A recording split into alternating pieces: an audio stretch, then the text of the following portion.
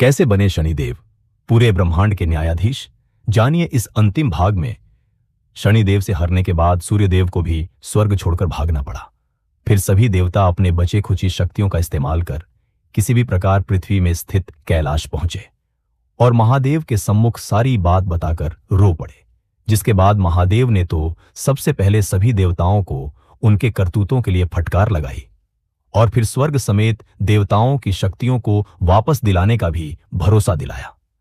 फिर महादेव ने अपने कुछ शिवगणों की टुकड़ियों को देवताओं के साथ स्वर्गलोक रवाना किया। जिसके बाद स्वर्गलोक पहुंचते ही देवताओं ने शनिदेव को युद्ध के लिए ललकारा। जिसके बाद शनिदेव युद्ध के लिए देवताओं और शिवगणों के आगे उपस्थित हुए और फिर शिवगण शनिदेव के ऊपर टूट पड़े। जिसके बाद शनिदेव अपनी शक्ति का प्रयोग करके उन्होंने सबसे पहले तो शिवगणों को शक्तिहीन और सुस्त बना दिया, जिससे कि वे जमीन पर गिर पड़े। फिर शनिदेव ने अपने कुदृष्टि से इंद्रदेव और सूर्यदेव को वहीं मूर्छित कर दिया और यह देख बाकी देवता स्वर्गलोक से अंतर्धान हो गए।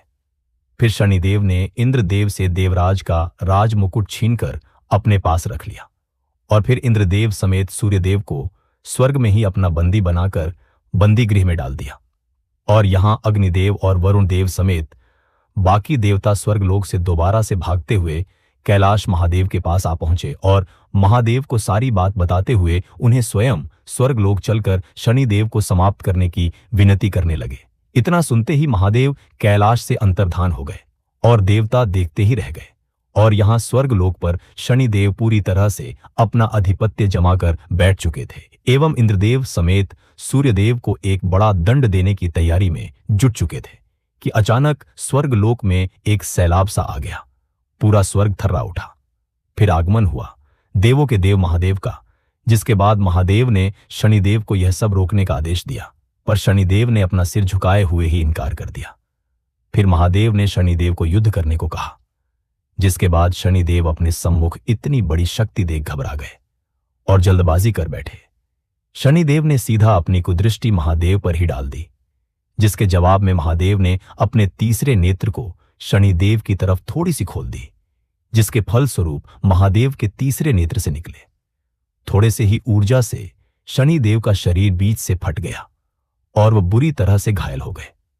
फिर वह काफी ज्यादा तेज झटके से पृथ्वी की तरफ गिरते चले गए। शनिदेव के मूर्छित होते ही देवताओं की शक्ति वापस आ गई और यहां महादेव के त्रिनेत्र से निकले। थोड़े से ही ऊर्जा में इतनी ताकत थी कि शनिदेव स्वर्ग से नीचे की तरफ गिरते हुए पृथ्वी काफी तीव्र गति से पहुंच गए और तमाम पेड़ पौधों को ध्वस्त करते हुए एक पीपल के पेड़ में जा अटके। शनिदेव पूरी तरह से अधमरा हो चुके थे। ऐसा लगता था जैसे कि वह अब नहीं रहे। पर कुछ देर बाद उन्हें होश आया और फिर उन्हें महादेव की शक्ति का एहसास हुआ।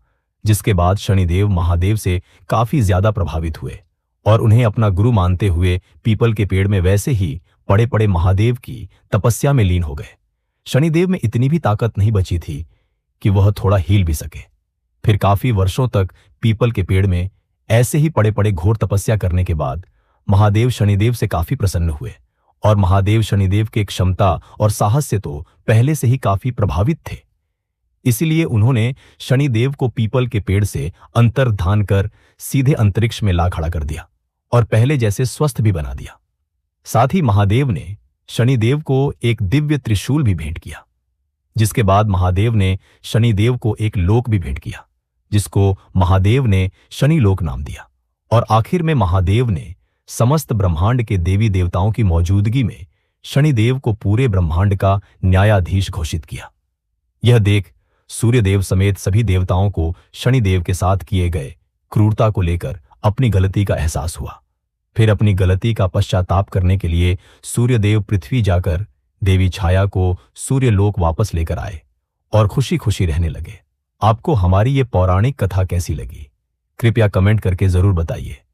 अगर आपको मेरे द्वारा किया गया ये प्रयास पसंद आ रहा है तो कृपया इस कहानी को अधिक से अधिक लोगों तक शेयर करें। वीडियो को लाइक करें, चैनल को सब्सक्राइब करें और अपनी राय हमें कमेंट में जरूर बताएं। अब आप अगली किस कहानी को देखना और सुनना चाहेंगे? अपने सुझाव हमें कमेंट सेक्शन में जरूर बताएं।